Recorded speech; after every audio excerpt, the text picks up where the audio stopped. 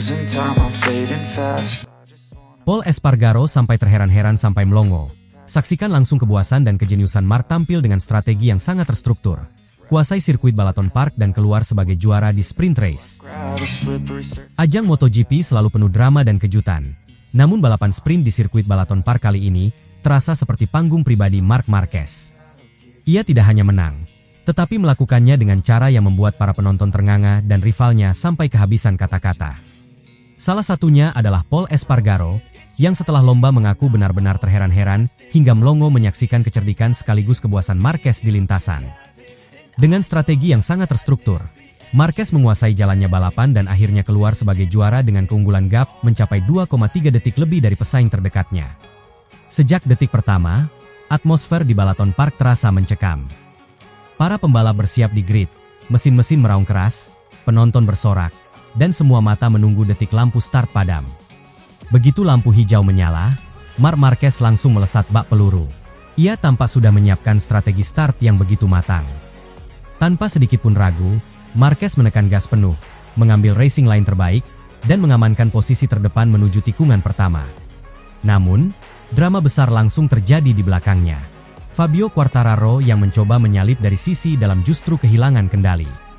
Seketika ia terjatuh dan menyeret motornya keluar lintasan. Crash itu membuat situasi di tikungan awal kacau. Sejumlah pembalap harus melebar untuk menghindari tabrakan, dan dalam sekejap posisi grid berubah drastis. Sementara itu, di tengah kekacauan, Marc Marquez justru terlihat begitu tenang. Ia tidak terganggu sedikit pun dengan insiden di belakang. Dengan penuh percaya diri, ia terus membuka gas dan keluar dari tikungan pertama sebagai pemimpin balapan. Kebanyakan orang selalu mengingat Marc Marquez sebagai pembalap agresif, penuh manuver ekstrim, dan tak pernah takut jatuh. Namun kali ini, penampilannya berbeda.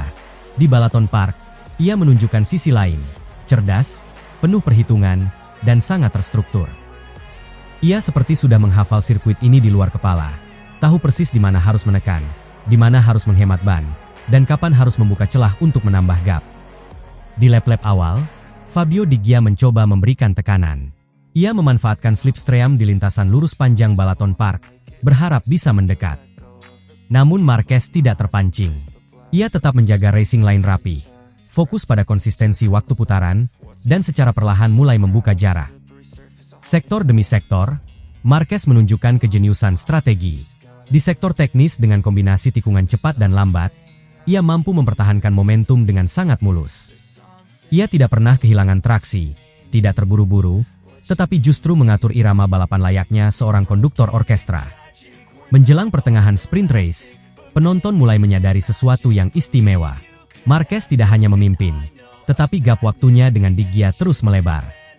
Dari awalnya hanya 0,7 detik, jarak itu bertambah menjadi 1,2 detik, lalu 1,8 detik. Hingga akhirnya, di lap-lap terakhir, Marquez berhasil membuat gap stabil di angka 2,3 detik lebih. Dalam balapan sprint yang jaraknya jauh lebih pendek daripada race utama, selisih 2,3 detik adalah angka yang luar biasa besar. Itu bukan sekadar kemenangan, melainkan pernyataan dominasi. Seakan-akan Marquez sedang mengatakan kepada rivalnya, "Kalian bisa mencoba, tapi kalian tidak akan bisa menyentuhku." Bagi para pembalap lain, menyaksikan aksi Marquez hari itu terasa seperti kuliah gratis tentang seni balap. Paul Espargaro, yang finish di luar 5 besar, justru menjadi salah satu yang paling keras menyuarakan kekagumannya. Dalam wawancara setelah lomba, ia tampak masih tidak percaya dengan apa yang baru ia lihat. "Saya benar-benar terheran-heran, sampai tercengang sendiri melihat bagaimana Marc mengatur balapan ini. Dari awal sampai akhir, semuanya terasa sudah ada dalam rencananya. Tidak ada satupun kesalahan, tidak ada momen panik, hanya kontrol penuh dari seorang pembalap yang tahu persis apa yang dia lakukan," kata Paul dengan nada kagum. Ia melanjutkan, "Pantas saja Marc sulit sekali dikalahkan. Saya pikir dia hanya agresif dan cepat, tapi ternyata ada strategi sejenius ini di balik penampilannya. Cara dia membuat gap 2,3 detik di sprint race, itu gila.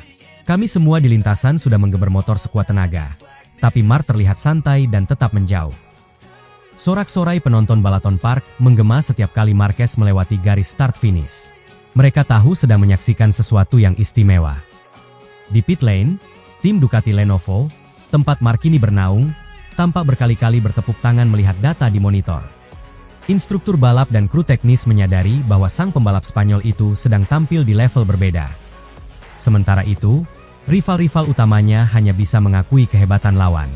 Fabio Di Gia, meski finish kedua, tidak bisa menyembunyikan rasa frustrasinya. Lap demi lap berlalu, dan tak ada satupun yang bisa mengganggu dominasi Marquez. Bezzecchi yang berharap bisa memberikan perlawanan justru kesulitan menjaga grip ban belakangnya. Luca Marini dan Fermin Aldeguer juga hanya bisa berebut posisi di luar podium, sementara Marquez sendirian di depan, seakan sedang melakukan time trial pribadi. Ketika bendera finish dikibarkan, Marquez melintasi garis dengan keunggulan lebih dari 2,3 detik dari Di Gia. Penonton berdiri, memberikan tepuk tangan panjang, seakan menyadari bahwa mereka baru saja menyaksikan salah satu performa terbaik sepanjang musim. Bagi Marquez, kemenangan di sprint race Balaton Park bukan hanya soal tambahan poin. Ini adalah pesan keras bagi seluruh paddock. Ia masih memiliki semua kualitas untuk menjadi yang terbaik. Meski sempat diragukan akibat serangkaian cedera serius di masa lalu, kini ia membuktikan bahwa dirinya tidak hanya pulih secara fisik, tetapi juga semakin matang secara strategi. Losing time, I'm fading fast. Rossi mengaku geram dan malu. Marc Marquez habisi anak didiknya di balapan MotoGP Austria. Sleepless nights and headaches. Sirkuit Red Bull Ring di Austria kembali menjadi panggung drama besar dunia MotoGP pada musim 2025. Sirkuit yang dikenal dengan tikungan tajam, trek lurus panjang, serta reputasi sebagai salah satu lintasan paling menegangkan di kalender MotoGP itu kali ini, menghadirkan kisah penuh emosi, rivalitas, dan kejutan. Di tengah gegap gempita para penggemar, Valentino Rossi, sang legenda hidup MotoGP yang kini pensiun dan berperan sebagai mentor tim VR46, menyaksikan dengan mata kepalanya sendiri bagaimana rival lamanya, Marc Marquez, tampil brutal dan sukses menghabisi anak-anak didiknya. Dari posisi start keempat, Marquez menyalip lawan-lawannya, yang kebetulan adalah anak didik Rossi, yakni Francesco Bagnaia dan Marco Bezzecchi. Momen ini membuat Rossi tak bisa menyembunyikan rasa kecewa. Bahkan ia disebut geram sekaligus malu melihat hasil akhir yang begitu mencolok. Balapan akhir pekan di Austria sebetulnya dimulai dengan optimisme tinggi dari kubu didikan VR46. Marco Bezzecchi, pembalap Aprilia sekaligus murid Rossi yang dianggap salah satu prospek paling menjanjikan, berhasil merebut pole position. Start dari grid terdepan di Red Bull Ring adalah sebuah keuntungan besar. Apalagi karakter lintasan ini kerap menyulitkan pembalap untuk menyalip secara aman. Di belakang Bezzecchi, Francesco Bagnaia, sang juara bertahan di Austria yang juga bagian dari orbit VR46 Academy, berada di posisi ketiga. Rossi hadir langsung di paddock, dengan harapan besar menyaksikan dua anak didiknya mendominasi balapan. Di mata publik, kehadiran Rossi selalu membawa magnet tersendiri. Ia bukan sekadar legenda, tetapi juga figur yang membawa aura kemenangan. Namun sejak awal akhir pekan, tanda-tanda kegagalan sudah tampak. Dalam sesi latihan bebas pertama, FP1, Marc Marquez mencatatkan waktu tercepat. Dengan motornya yang kini jauh lebih konsisten dan tenang setelah masa sulit akibat cedera panjang, Marquez membuktikan bahwa ia belum habis. Ia bahkan mampu unggul dari Bagnaia dan Bezzecchi, yang tampil kurang stabil. Hal ini seolah menjadi peringatan dini bahwa sang baby alien siap mencetak sejarah baru di Austria. Rossi, yang duduk memperhatikan dari pit wall, terlihat sesekali menggelengkan kepala, seakan tak percaya bahwa dominasi sudah beralih ke tangan rival lamanya. Drama semakin kental ketika kualifikasi berlangsung. Marquez mengalami kecelakaan kecil, namun berhasil tetap mengamankan posisi start dari baris kedua, tepatnya P4. Sementara itu, Bezzecchi mengunci pole, dan Bagnaia menjaga asa dari posisi P3. Secara teori, ini adalah posisi sempurna bagi padepokan VR46 untuk menciptakan dominasi ganda.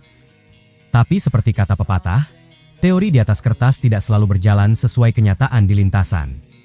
Saat balapan dimulai, ribuan pasang mata menyaksikan duel ketat antara para pembalap papan atas. Start berlangsung sengit, dengan Bezzecchi berusaha mempertahankan posisinya. Namun tak lama kemudian, motor Ducati milik Marquez melesat dengan agresivitas khasnya. Dari P4, ia berhasil menyelinap ke depan. Lap demi lap, penonton disuguhi aksi overtaking yang membuat jantung berdegup kencang. Rossi, yang duduk di paddock VR46, terlihat tegang. Ia tahu betul gaya balap Marquez, cepat, agresif, dan jenius. Bezzecchi, yang start dari pole, justru kehilangan ritme setelah tekanan bertubi-tubi dari Marquez.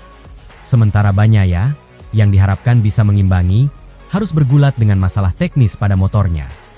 Harapan besar Rossi pun sirna di depan matanya. Marquez semakin tak terbendung, dan akhirnya sang baby alien keluar sebagai pemenang. Dengan kemenangan itu, Marc Marquez akhirnya menghapus kutukan Austria. Selama bertahun-tahun, ia tak pernah bisa meraih kemenangan penuh di Red Bull Ring. Kini, kutukan itu pecah, dan ia keluar sebagai juara dengan gaya yang sangat meyakinkan. Bagi penonton netral, ini adalah tontonan luar biasa. Namun bagi Rossi, ini adalah mimpi buruk. Ia duduk dengan wajah dingin, menatap monitor, melihat bagaimana anak-anak didiknya tertinggal jauh. Kegeraman Rossi bukan hanya karena kekalahan, melainkan juga karena siapa yang melakukannya, Marc Marquez. Bagi Rossi, menyaksikan Marquez mendominasi justru di hadapannya, dan menyingkirkan anak-anak didik yang ia besarkan dengan penuh kerja keras, adalah bentuk penampilan yang menyakitkan. Perasaan malu pun tak terhindarkan. Dunia balap selalu penuh gengsi. Bagi seorang mentor, menyaksikan anak didik kalah di depan mata adalah pukulan telak. Apalagi ketika kekalahan itu datang dari tangan seseorang yang pernah menjadi rival pribadi. Rossi disebut oleh beberapa media Spanyol tampak dingin dan menahan diri saat diwawancara. Namun gestur tubuhnya sudah cukup untuk menunjukkan ia kecewa dan mungkin sedikit merasa dipermalukan. Kemenangan Marquez di Austria bukan hanya sekadar menambah koleksi trofinya.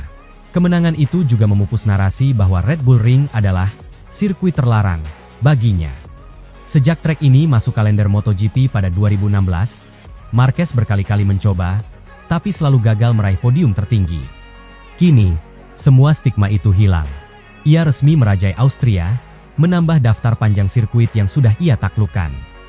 Sebaliknya, VR46 dan para murid Rossi harus pulang dengan kepala tertunduk. Bezzecchi, yang diharapkan bisa memberikan kejutan, malah gagal memanfaatkan pole position. Bagnaia, yang biasanya tampil konsisten, terganggu masalah teknis. Dua kegagalan ini semakin menegaskan betapa sulitnya melawan Marquez ketika ia berada di performa terbaiknya. Atmosfer di Red Bull Ring setelah balapan pun terasa campur aduk. Fans Marquez bersorak gembira, sementara pendukung VR46 terlihat murung. Rossi meninggalkan paddock dengan langkah pelan, menghindari banyak kamera. Ia seakan tahu, headline yang akan muncul di media esok hari bukan tentang Bezzecchi atau Bagnaia, melainkan tentang Marquez dan bagaimana ia menghabisi anak-anak didik The Doctor di depan mata sang guru besar.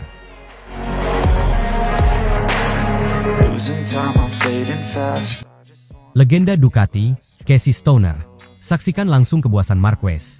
Tak menyangka Marquez juara dengan mudah di sirkuit yang seharusnya jadi kelemahannya. Gelaran MotoGP Austria 2025 meninggalkan cerita dramatis yang langsung menjadi perbincangan besar di dunia balap. Di tengah sorak-sorai ribuan penonton, hadir pula sosok istimewa yang sudah lama tak muncul di paddock, Casey Stoner, legenda Ducati dan juara dunia MotoGP 2 kali. Stoner menyaksikan dengan mata kepala sendiri bagaimana Marc Marquez, sang mantan ikon Honda yang kini membela Ducati Lenovo Team, tampil luar biasa buas di sprint race Austria dan keluar sebagai juara dengan cara yang mengejutkan. Yang membuat cerita ini semakin istimewa adalah kenyataan bahwa Red Bull Ring selama ini dikenal sebagai sirkuit kutukan bagi Marquez karena dominasi tikungan kanan yang biasanya menguras fisiknya pasca cedera lengan parah. Namun semua keraguan itu seakan lenyap, digantikan oleh sebuah penampilan yang membuat Stoner mengaku terperangah. Sejak sesi latihan bebas, Marquez sebenarnya sudah menunjukkan taringnya. Catatan waktunya konsisten berada di barisan teratas, bahkan beberapa kali meninggalkan rival-rivalnya jauh di belakang. Semua tanda mengarah pada satu hal, Marquez siap menguasai Austria. Namun, drama terjadi di sesi kualifikasi. Saat hanya tersisa 2 menit terakhir, Marquez mencoba memaksakan diri untuk merebut pole position. Tekanan besar dan dorongan ambisi membuatnya kehilangan kendali, hingga ia harus mengalami crash. Insiden itu bukan hanya merugikan secara mental, tetapi juga secara posisi start. Kesempatan untuk pole pun lenyap, dan momen itu dimanfaatkan Marco Bezzecchi dari Aprilia yang akhirnya merebut pole position dengan penampilan impresifnya. Akibat kecelakaan itu, Marquez terpaksa harus puas start dari posisi keempat, sesuatu yang pada awalnya dianggap sebagai kerugian besar di trek sempit dan cepat seperti Red Bull Ring. Bagi banyak orang, start dari P4 di Austria adalah tantangan yang berat, apalagi dengan keberadaan tikungan kanan yang sejak lama disebut-sebut sebagai kelemahan utama Marquez. Namun, justru dari titik itulah sebuah cerita kebangkitan tercipta. Sejak bendera start dikibarkan, Marquez menunjukkan kecepatan dan mentalitas berbeda.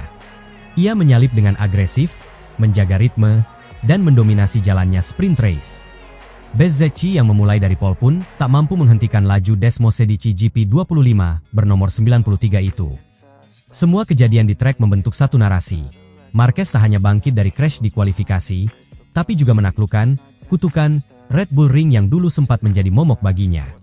Di sisi lain, rekan setimnya, Francesco Bagnaia, sekaligus penguasa Red Bull Ring di beberapa seri terakhir, start P3 dan akhirnya harus out dari grid.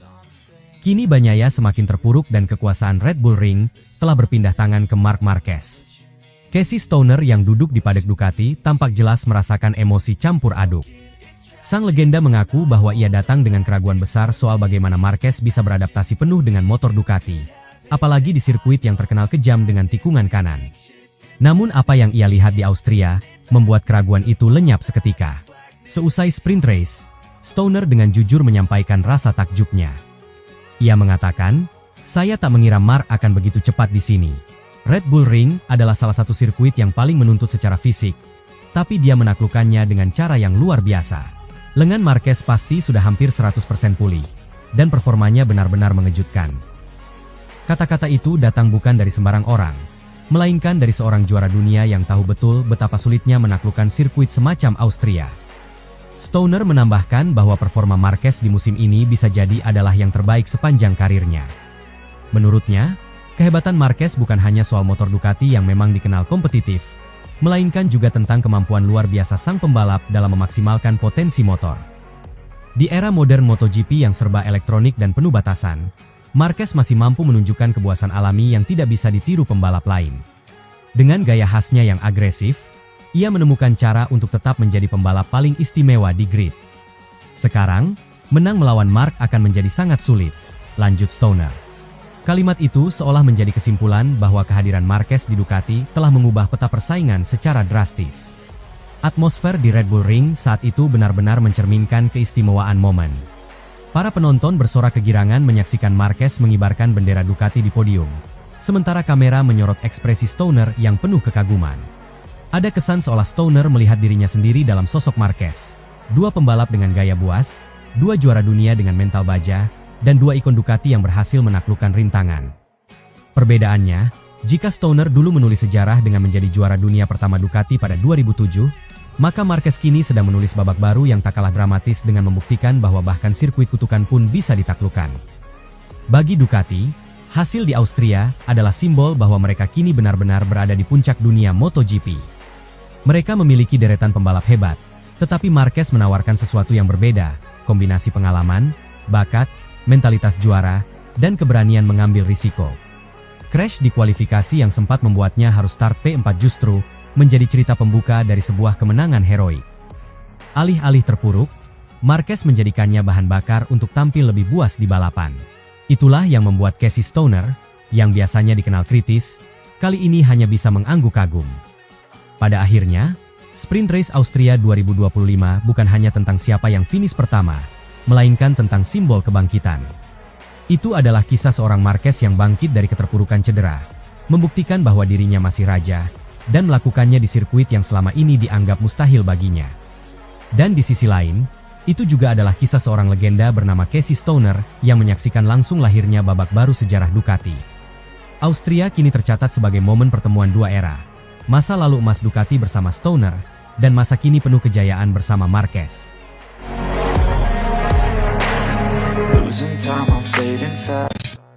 Davide Tardozzi angkat bicara, tanggapi sikap tengil pembalap bocil yang mencemarkan nama besar Ducati.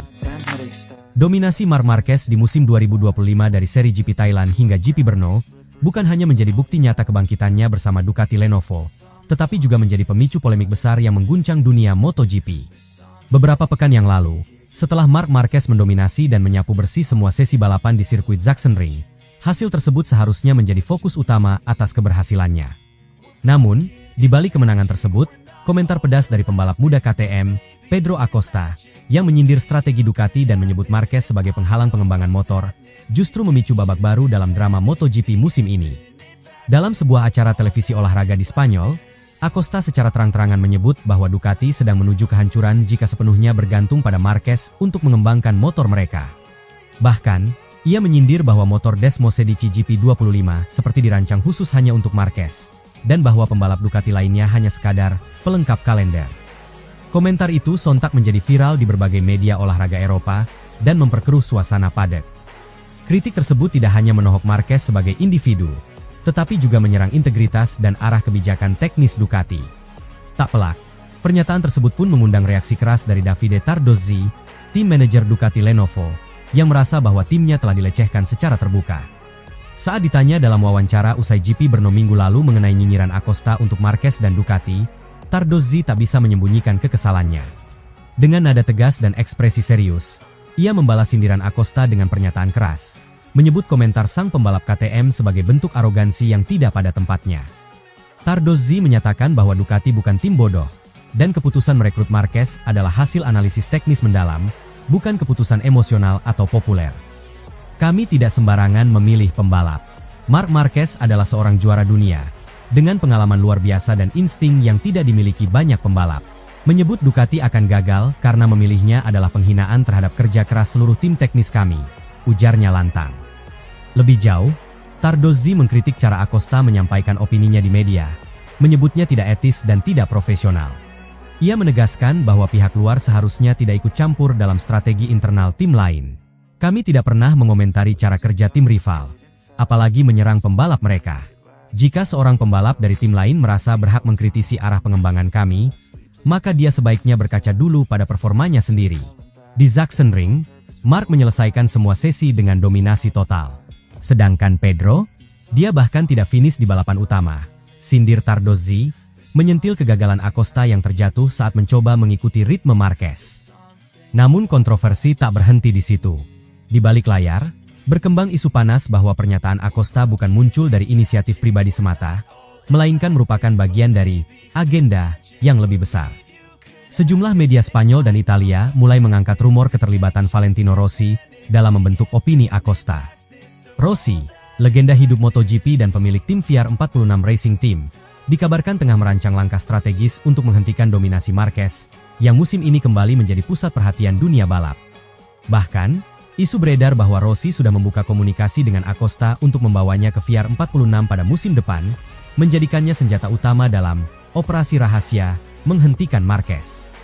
Menurut laporan beberapa jurnalis senior padek, Acosta dan Rossi terlihat intens berdiskusi beberapa pekan terakhir, terutama setelah dominasi Marquez semakin tak terbendung. Beberapa pengamat menyebut, bukan tidak mungkin pernyataan Acosta merupakan pantulan dari strategi yang disusun oleh kubu VR46 untuk merusak stabilitas mental dan narasi positif Ducati di mata publik. Meski tidak ada bukti resmi, getaran persaingan antar dua faksi legendaris ini, Rossi versus Marquez, kembali terasa membara, seolah menghidupkan kembali rivalitas panas mereka dari dekade lalu. Tardozzi sendiri memilih untuk tidak mengomentari secara langsung isu keterlibatan Rossi, namun kalimatnya tetap menyiratkan ketegasan. Saya tidak akan berandai-andai soal siapa yang mungkin membisikkan komentar itu ke telinga Acosta. Tapi saya bisa pastikan satu hal, Ducati adalah tim mandiri, dengan filosofi dan struktur yang kokoh. Kami tidak terpengaruh oleh agenda eksternal, siapapun orang di baliknya, tegasnya. Ia menambahkan bahwa Ducati lebih memilih berbicara lewat data dan hasil balap, bukan opini dan drama televisi. Marc Marquez sendiri belum memberikan tanggapan publik secara eksplisit mengenai komentar Acosta. Situasi ini pun kemudian melahirkan polarisasi di kalangan penggemar MotoGP. Di satu sisi, para pendukung Marquez dan Ducati mengecam keras pernyataan Acosta, menyebutnya sebagai bentuk ketidaksportifan dan bukti bahwa ia belum matang menghadapi tekanan di level tertinggi. Mereka berpendapat bahwa Acosta seharusnya fokus memperbaiki performanya ketimbang menyalahkan dominasi lawan. Di sisi lain, tak sedikit pula penggemar muda dan pengamat independen yang melihat komentar Acosta sebagai kritik yang valid terhadap sistem pabrikan besar, seperti Ducati yang dinilai terlalu bergantung pada satu pembalap. Namun Tardozzi menolak keras tudingan tersebut. Ia menyatakan bahwa Ducati bekerja untuk semua pembalap, bukan satu individu. Kami menerima masukan dari semua rider. Tapi jika satu pembalap tampil jauh lebih konsisten dan memberikan umpan balik yang paling akurat, tentu kami akan menyesuaikan. Bukan karena kami memanjakan satu orang, tapi karena data dan hasil mendukung arah tersebut, jelasnya. Ia juga menyampaikan bahwa Marquez adalah salah satu pembalap paling komunikatif dan cermat secara teknis yang pernah ia tangani. Kini, MotoGP 2025 memasuki titik kritis. Separuh musim telah berlalu, dan Marquez berada di puncak klasemen dengan performa yang belum tergoyahkan. Di saat yang sama, tekanan dari pembalap muda seperti Acosta mulai terasa bukan hanya di lintasan, tapi juga dalam arena opini publik. Ketegangan antara tim, pembalap, dan legenda seperti Rossi seolah menunjukkan bahwa MotoGP bukan hanya tentang siapa yang paling cepat, tapi juga siapa yang paling mampu memainkan narasi dan membentuk persepsi. Losing time, I'm fading fast.